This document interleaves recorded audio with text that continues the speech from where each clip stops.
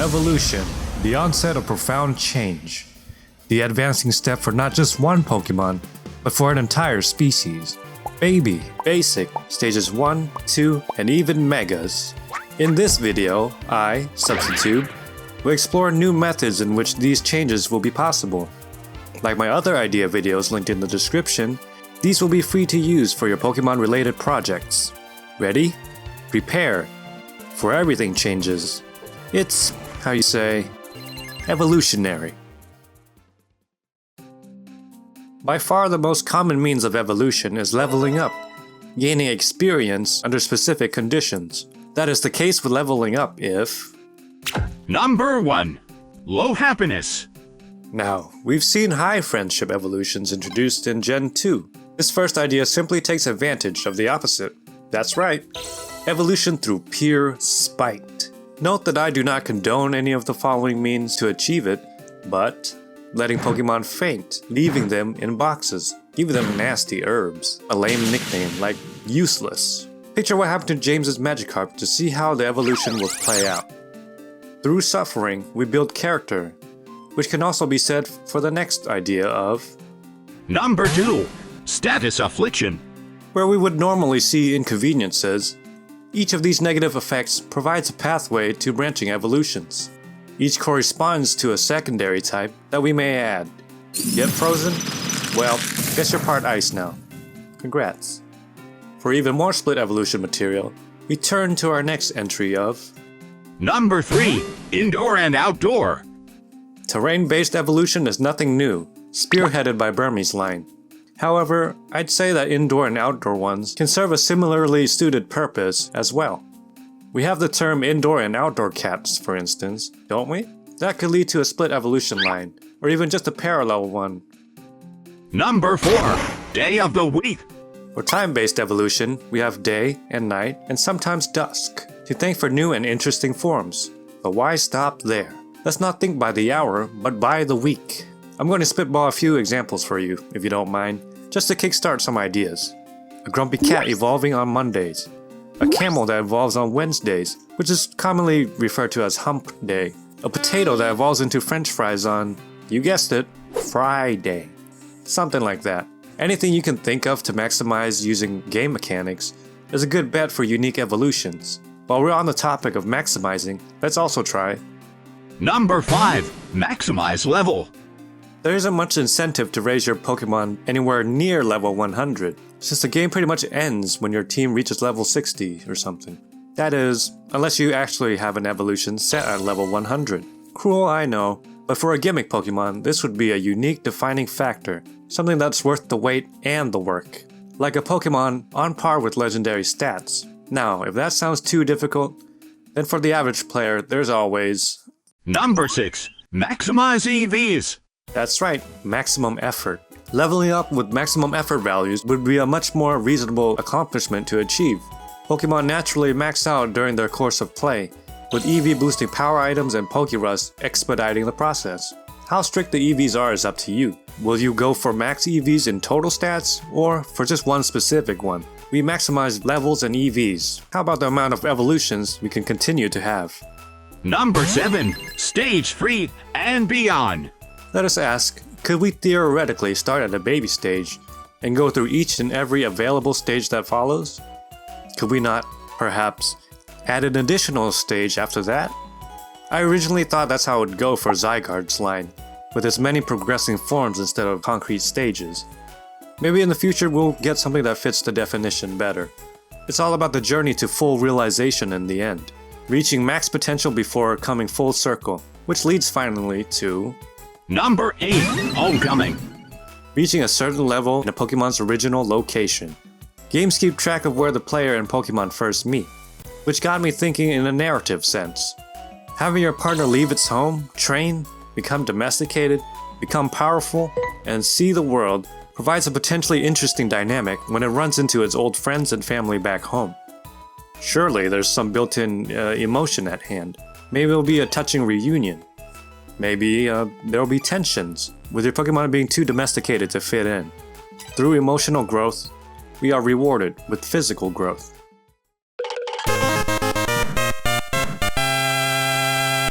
Well, now that we're done leveling up as a requirement, a new set of parameters unfurls before us.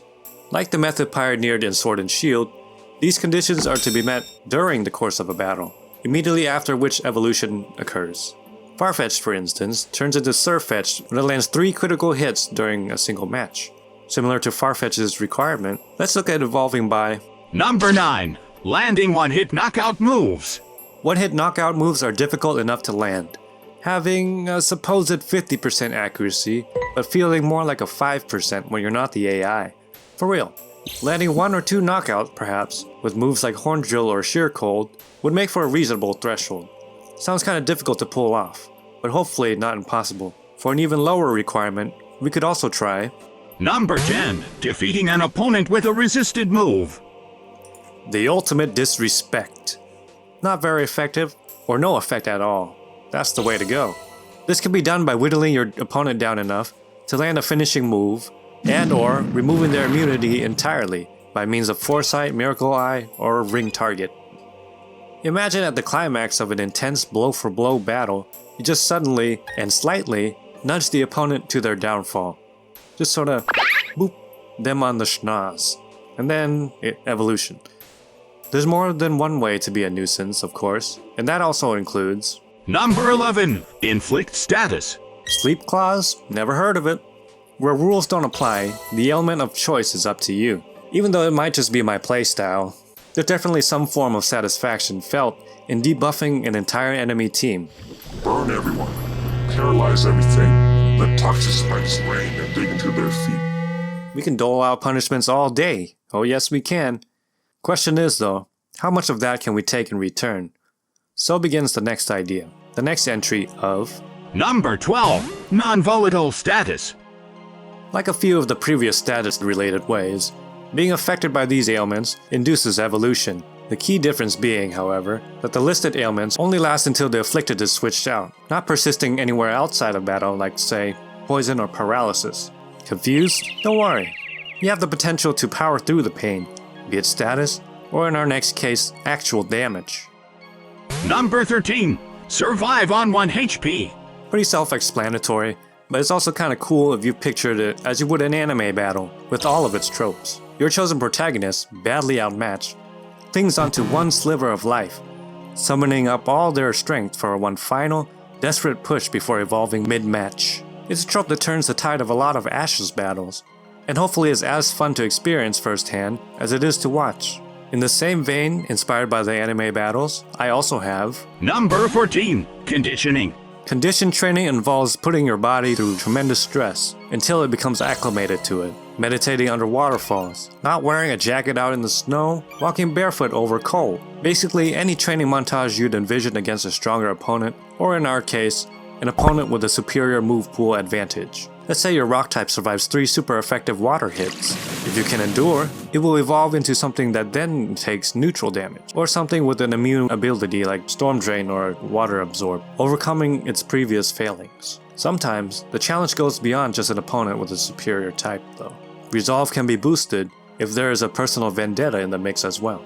Number 15. Rival species.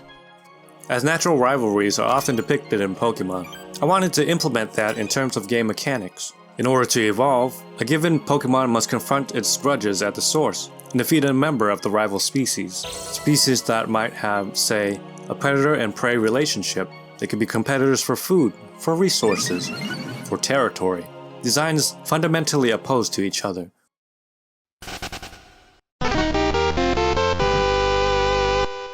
Largely independent of battles or levels, items can similarly push a Pokemon towards evolution. Evolution stones are some I'm sure people are well aware of, used directly on a Pokemon from their inventory. There are also items that must be held like Razor Claw or Razor Fang, and of those, even more held items like Dragon Scale and Protector that must stay attached during a trade. For the next batch in particular though, I'd like to focus more on the overlooked, everyday items to explore their untapped utility. Very few will need explanations, so I'll try to group as many as I can together. Number 16. Performance Booster. In short, these items boost specific combat-related values, be it stats or levels, or something to do with move powers. Here are a few such items. Rare candy, vitamins, PP boosters, X items. Similar to these over-the-counter remedies, there are items that don't boost anything in particular, but instead repair what's already there. In short, Number 17. Healing items. items like potions, full heals, status heals, and especially revive interest me as evolutionary methods. The latter would fit with an undead-themed Pokemon in my opinion, which I so happen to have. A Potionmon would work as well. With second wind comes second life, and after that, a second stage. If these medicines seem too difficult to stomach, we can also look to more natural solutions.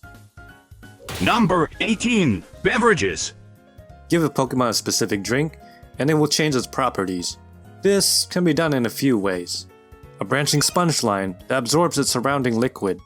A baby Pokemon that has a drinking bottle as part of its design. It can even be an ice cube for all I care. Oh. You are what you drink. Well, that's not exactly how the saying goes, is it? Number 19. Eat berries. That's more like it. You are what you eat. There are many berries to choose from, so ideas, you can say, are ripe for the picking. Might I suggest something of the rarer variety? These would either be consumed outside of battle, or mid-match like our next entry. Number 20. Catching in a specific ball. Now, Pokeballs aren't traditionally associated with evolution, but here's the pitch. Having a Pokemon evolve when caught in a specific ball type. Play ball. The ball you use, say, like on a Voltorb, will determine the special branch of evolution. There are a lot of ball variants though, so I'd suggest limiting yourself to whatever looks best.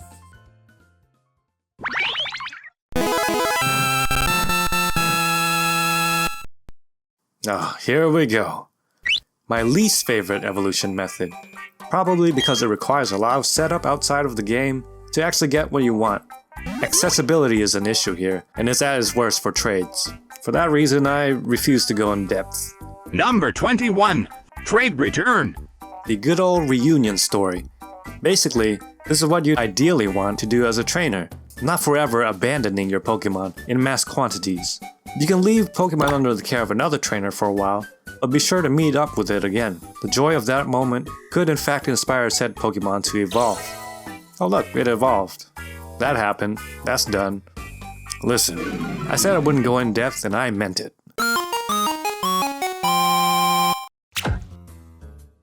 Whew. The final set of evolution methods, and perhaps the most exciting for me, relies on the game's more obscure, underutilized mechanics. Where once we thought inside the box, let's now stretch our imagination even further, get meta with it, and think with an outside perspective. Number 22. Console functions. The first step outside of this box is the first thing outside of your game, the console itself. Taking a bit of the real world into account, even your device's settings can be a source of inspiration. Evolving a psychic type through Bluetooth, an electric type by charging your device to 100%, adjusting screen brightness, changing system volume, system language, airplane mode, anything to bring out your experiences from the virtual world a bit more into your personal one. With a similar approach to reality, how about Number 23. Real-time aging. As with Trico seen in the Advanced series, you can in fact age without necessarily evolving. If we were to say, alter that, and make the amount of hours spent with that Pokemon a requirement, we could theoretically make use of the game's clock. By looking at a lifespan, we can also delve further and look at one subsection of it, namely, Number 24. Parenting. They say parenthood changes people, so why not Pokemon as well? Having the parent Pokemon present in your party hatching the egg would be an interesting way to go. For this new parent, seeing their young for the first time can activate their protective instincts buried deep within their genetic code, change their form to adapt to newfound responsibility. The reality of the situation is, however, that when it comes to breeding, filling up boxes and boxes with eggs you'll ultimately dispose of is a potential outcome. Managing your population, then, begins with a PC, and in fact, the next entry. Number 25. Withdrawal from PC. I imagined it functioning like this. A Pokemon that's left too long in the virtual storage will be overcome with joy when it finally gets to join your party once again. For my theoretical FAKEMON, A digital-based creature experiences an adverse reaction to being left in the computer, assimilating features involuntarily as it zaps back out. Sometimes, though, there's neither room for a Pokemon in your party nor in your PC, which often leads to the next action. Number 26. Release. Not wanting to leave your side, your Pokemon makes one last-ditch effort to make itself seem useful. It becomes stronger, which hopefully earns it a coveted spot. Assuming release cancellation is an option, we can also apply cancellation to widen our options further, doing so by... Number 27. Skipping evolutions.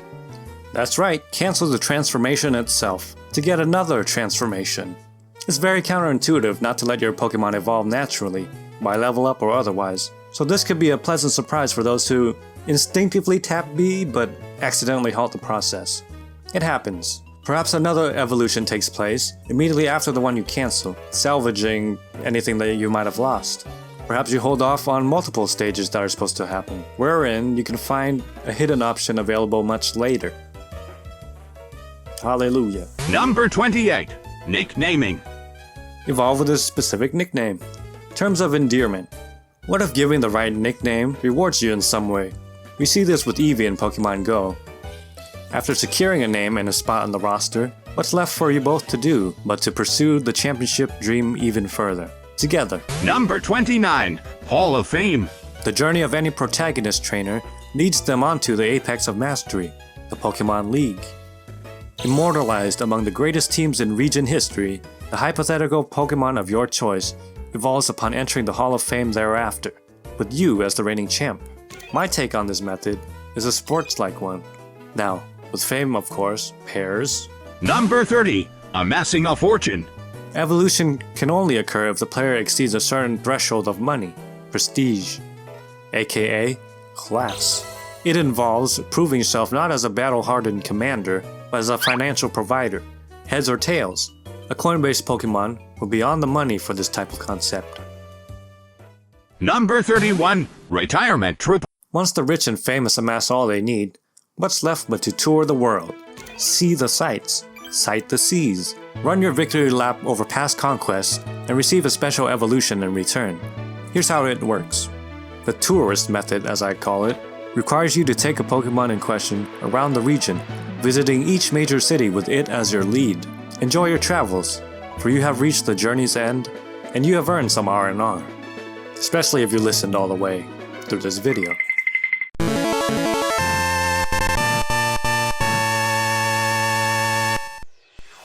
That's all, folks. 21 scripted pages read aloud. Based on popular vote, the next ideas video will be new battle items, followed by a shorter new berry ideas video after that. I'll throw in some more meme-like ones like how to make Pokemon in real life, for the fun of it. Hope to see you soon. And before we go, be sure to do the usual YouTube stuff and become a Substitube subscriber, if you had fun. Farewell, FAKEMON trainers.